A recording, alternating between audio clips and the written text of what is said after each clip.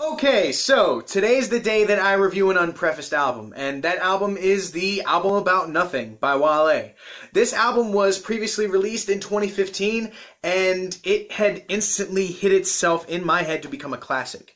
Much like how when Forever is a Mighty Long Time came out, I listened to this album for about 2 or 3 weeks, but prior to that time that I had listened to the album, I had heard an interesting song, to say the least, that basically teased this album.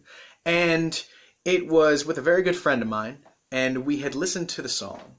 And the song had us instantly hyped for the entire album. No matter the outcome of the album, we were still very excited for the release date. Much like how when Eminem fans find out there's an album coming out, everyone loses their minds. Once they see a single, they lose their minds. But if there's some kind of hidden picture, much like how when Stan Lee crosses the cameo frame of a Marvel video, everyone loses their minds and they find out, if they haven't seen him, where he is, or what he's doing, or what he says. We all chuckle at the lovely old man that we have grown and seen Stan Lee to become. We all love Stan Lee. We all used to love Eminem.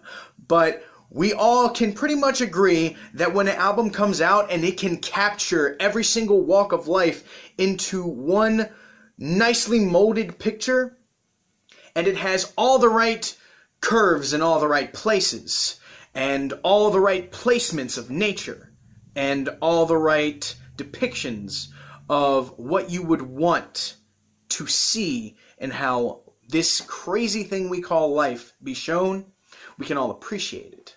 We can all love it the same way. Now, the inspiration for this album is from the 90s show Seinfeld, as many people would at least gather to understand.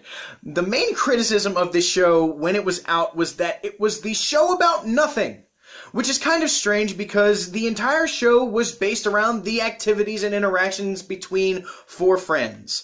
And how real these interactions were kind of interesting and a little scary, because the things that have happened in some of these episodes, I've dealt with personally. People I know have dealt with personally. Now, I don't know somebody that works for a Major League Baseball team, but I have weird friends that are similar to Kramer. We all scheme like Kramer every now and then. If you say that you've never schemed the way he does in order to at least progress and look like some kind of mastermind, you're only lying to yourself. Now, not everyone has a friend like George Costanza, but we all do, somewhere in the lines. We've all interacted with someone like that, and in certain cases, we've all felt like Elaine or Jerry, because we're always either in the middle, or we're a happy medium between all 3 of the other friends, incorporating with your own personality, which is mainly just a calm, level-headed person. Not many people are calm and level-headed, but that is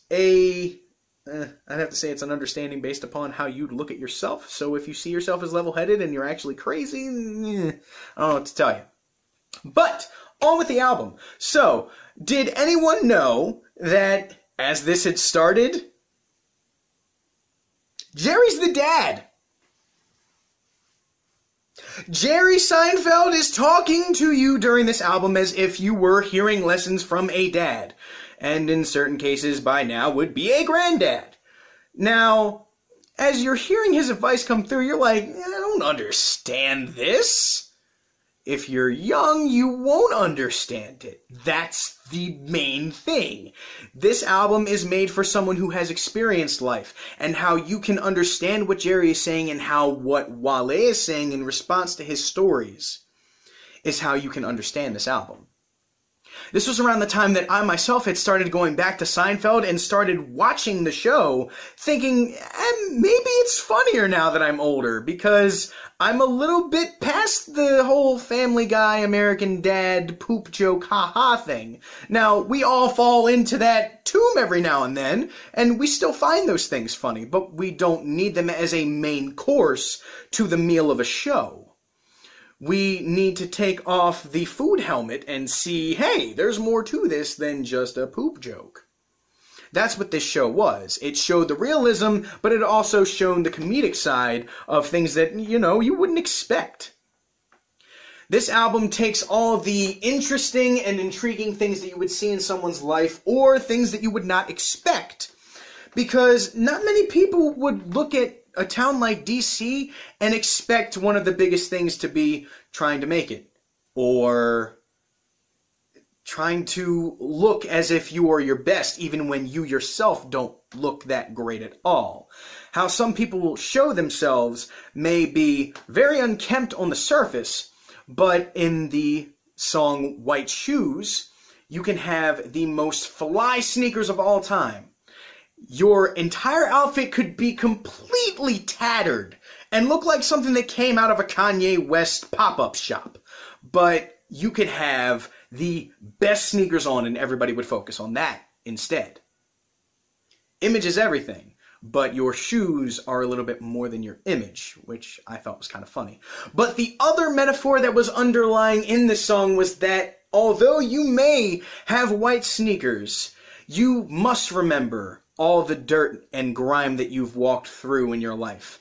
And as you reflect on your life, never look at those times negatively. Always look at the times that your shoes were encrusted with dirt as a notch in your belt of pride. And although your shoes are white now, you shall always remember that they were dirty at one point. Always remember that moving forward is one of the most important things in someone's life. Although you may be dealing with something that may be impacting you negatively, causing you to become a pessimist, or making you feel as if you don't matter, you can get through it. As the album goes on, Jerry starts to talk about how the impacts of people talking about how someone is basically talking shit on them. You can talk all the shit you want. Do it. I don't care. People like to talk, as he says. Let them talk. And Wale basically gives everybody the middle finger, because I don't care what you think of me. I know what I think of me, and I know what my fans think of me. That's what really matters. They look at the bigger picture, but people who are hating on you and the general things that you do as a person or an artist, in his general realm, you don't care. You don't care what someone thinks of you. You don't like me? Get in line. There's like 500 people behind you. And that's how he approaches this. And then Jerry goes on to talk about how marriage is like one of the most scariest things that you can deal with. Much like how when you deal with going on a roller coaster for the first time, you're not expecting the things that you're dealing with to happen. You're not expecting to sit in the car and all of a sudden anxiety fills up your person, and then you're hearing the eternal clinks to the top of the hill. And marriage is basically the clanks, and the process is up to it. Once you cross the hill and start to go down and everybody screams, that's the wedding. And riding along the ride until you end, or riding along the ride until you want to get off, basically can symbolize the eternity of marriage, or the temporary nature of marriage and then divorce. Now, this album has a message for everybody, and it also deals with basically the small undertones of events that you don't really want to talk about. Not many people like to delve into the dark nature of losing a child. That's why Wale only glances over top of it in one of his songs. He doesn't want to talk about losing a child. That's not something he wants to focus on. He wants to focus on his career and bettering himself and making himself a better person, so that when his child does end up showing itself to the world, that he can be the best father he can be, not dwell on the things that had happened and not question whether or not something had meant for that to happen. Those events happened for some strange reason, but it's not always a reason that we are willing to cope with, and sometimes there's no reason at all. Medical reasons cannot really provide the kind of love and comfort that you can when you interact with a child for the first time. The album ends with a few songs that are pretty much love songs and the marriage song, and then one basically obligatory song about becoming successful. That is what Wale wants to tell everybody. Through all the struggle and the ups and downs of his life, he has still remained successful because he has kept his mind on his goals, or in some cases, how some people would understand it, his mind on his money and his money on his mind. So the bigger picture that everyone should understand from this album is that life, as seen by people in the 90s and the show's understanding, is nothing. Excuse me, if that is nothing, then why don't we make the most of it while we're here? Do with what you can with the time that you have. That's what we want to understand. That's what we want to do. That's what we should do, as someone would understand with this album. And I think that's all I have to say about this. This album to me is one of the greatest albums, and it inspired me as an artist to push further and do things. Because when I listen to this, I wish I had an album exactly like it on store shelves. Hopefully one day I can.